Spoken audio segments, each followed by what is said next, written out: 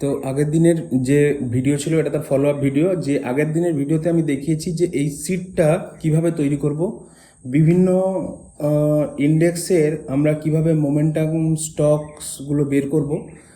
এই সিটটা একবার আপনাকে তৈরি করতে হবে এবং প্রতি মাসে আপনাকে এগুলোকে এই একই জিনিস করতে হবে। যেটা কি করছি যে আমাকে এগুলোকে শর্ট করতে হবে, ট্রেডিংয়ের যে কলাম এই অনুযায়ী আমাকে এই ডেটাগুলোকে শর্ট করতে হবে। শর্ট করার জন্য এখানে ক্লিক করব, ডেটাতে যাব, শর্ট শিট এবং Z2A আমার অলরেডি এটা করা আছে। এই শর্ট শিট এখানে Z2A ক্লিক করলে এখানে চলে আসবে। তো এখানে দেখাচ্ছে যে প্রথম থেকে বড় থেকে ছোট আকারে দেখাচ্ছে। তো আমার এখানের প্রথম যে 5টা কোম্পানি, সেই 5টা কোম্পানি এখান থেকে HDFC ব্যাংক পর্যন্ত, এটা আমি এখান থেকে কপি করলাম এবং এখানে স্লাইডে আমি পেস্ট করে রেখেছি। তো এটাই হচ্ছে নিফটি 50-র এই মুহূর্তের মোমেন্টাম স্টক, এই মাসের মোমেন্টাম স্টক। একই রকমভাবে আমরা নিফটি নেক্সট 50তেও তৈরি করব। এখানে সিলেক্ট করব, এই কলামটা সিলেক্ট করে আমরা সেই একই রকম data sort sheet by column Z2A করলে আমরা এখানেও 5টা স্টক, এখান থেকে এই টাটা ক্যাপিটাল থেকে টাটা মোটরস পর্যন্ত 5টা স্টক আমি কপি করে এখানে 2 নম্বর স্লাইডে নিফটি নেক্সট 50-র মোমেন্টাম এখানে লিখেছি। একই রকম তারপরে আমরা মিড ক্যাপে যাব। মিড ক্যাপের ক্ষেত্রেও একই রকম সেই এই ফর ট্রেডিং অপশানটাতে সিলেক্ট করব। সিলেক্ট করার পরে আমরা শর্ট করব, এই একই রকম ডেটা দিয়ে শর্ট করব। তো এখানে যে প্রথম 5টা কোম্পানি আছে সেই 5টা কোম্পানিকে আমরা এখান থেকে কপি করে এখানে লিখে রেখেছি, মিড ক্যাপ 150-এ লিখে রেখেছি। তো সেম রকম আমরা এরপরে যাচ্ছি, স্মল ক্যাপে যাচ্ছি। স্মল ক্যাপে কি করছি, আবার একই ওই পদ্ধতি করছি। এতে প্রবলেম হচ্ছে কিছু কোম্পানির ডেটা আসছে না। তো এটার জন্য সমস্যা কিছু নেই, এই কোম্পানিগুলোকে বাদ দিয়েই আমরা এটা করেছি। এটাতে কোনো রকম সমস্যা আছে, এই যে টিকারগুলো আছে, টিকারগুলো কোনোভাবে কাজ করছে না। তো এটাতে সমস্যা নেই, ওটা কিছুদিন ছাড়া আবার ট্রাই করলে ওটা দেখা যাবে ঠিক হয়ে গেছে। তো এখানে আমরা যে প্রথম যে 5টা কোম্পানি আছে, এই কিউপিড, জ্যোতি, এজিস লজিস্টিক, এই যে 5টা কোম্পানি আছে এটাকে কপি করে আমরা এই স্মল ক্যাপের যে করেছি এখানে আমরা দিয়েছি। আপনারা কিউপিডের নাম শুনেই থাকবেন, লাস্ট 1 মাসে প্রায় 100% দিয়েছে।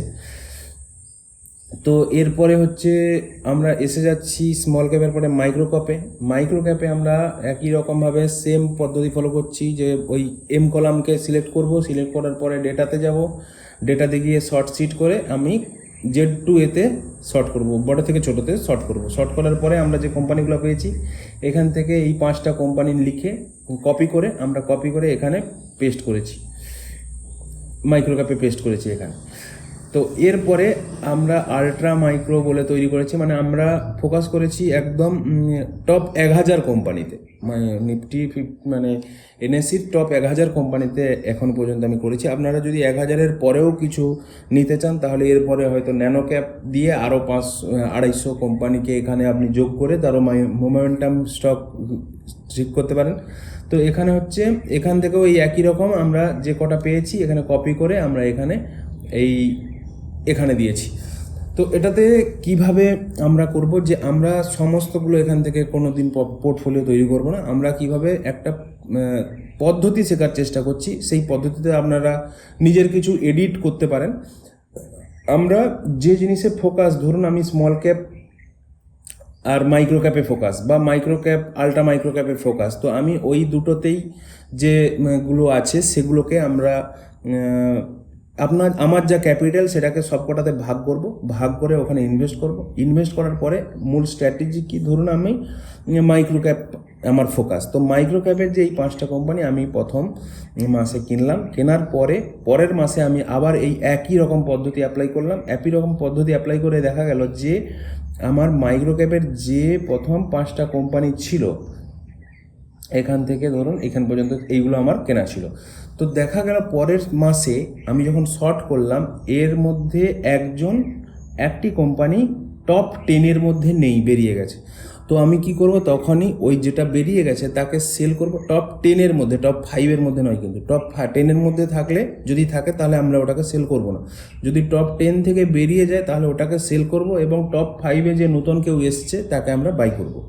তো এটাই হচ্ছে মূল রিব্যালেন্স পদ্ধতি। এবং আরেকটা জিনিস আমাদেরকে ফলো রাখতে হবে, সেটা কি, যে নিফটি 50 যে ইন্ডেক্স সেটা 200 EM-এর নিচে আছে কিনা।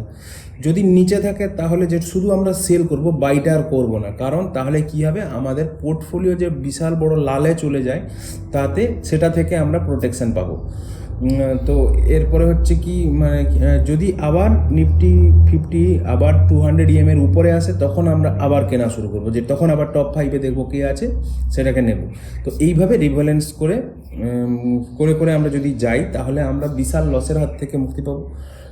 1 নম্বর পয়েন্ট। আর 2 নম্বর পয়েন্ট, যদি কোনো মোমেন্টাম স্টক থাকে, যেমন ধরুন কিউপিড লাস্ট 3-4 মাস ধরে বাড়তেই আছে, বা ধরুন এক সময় যে সিজি পাওয়ার বাড়ছিল খুব, তারপরে ধরুন আরবিএনএল এক সময় খুব বাড়ছিল, তো এই যদি সে বাড়ে, তাহলে আমাদের এখানে টপ 10-এর মধ্যে সে এসে যাবে এবং আমার পোর্টফোলিওতে ঢুকে যাবে সে, ঠিক আছে। এবং যদি সে ধরুন দীর্ঘদিন ধরে বাড়তে থাকে, তাহলে কিন্তু সে আমার এখানে র্যাডারে এসে যাবে, আমি সেটার আমার সেখানে পোর্টফোলিওতে থেকেই যাবে, ঠিক আছে। যদি সে টপ 10-এ থাকে বা খুব ভালো গ্রোথ দেয়, সে আমার পোর্টফোলিওতে সবসময় থাকবে।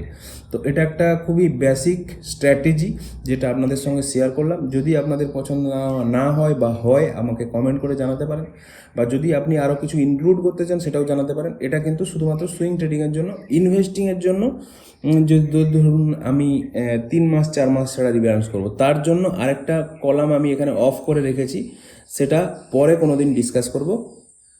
আজকে এটুকুই। যদি আমার পদ্ধতিটা ভালো লেগে থাকে, তাহলে অবশ্যই আমার এই পদ্ধতিটা শেয়ার করবেন এবং কমেন্ট করবেন। ধন্যবাদ।